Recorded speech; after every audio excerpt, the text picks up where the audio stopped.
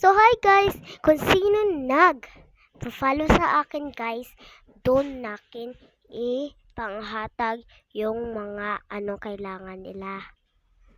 So may pitaka ko, isa na lang yun. Hindi nyo ba alam? At may kimpit pa ako, isa. Nandoon ang isa ni mama at yung ibabalik na daw ni mama yung isa. At yung aking classmate daw ng Juan, so babalik na daw niya. So sinong gusto may mga ganda na gamitin? So mag-follow na kayo guys para may maganda kayong gamitin. Pero dapat may tag-piso. Dapat may piso kayo, babayad lang. Pero pag-follow din kayo sa akin para ma-remember ko kung sino yung nag-follow sa akin. Mamaya ay live ako guys.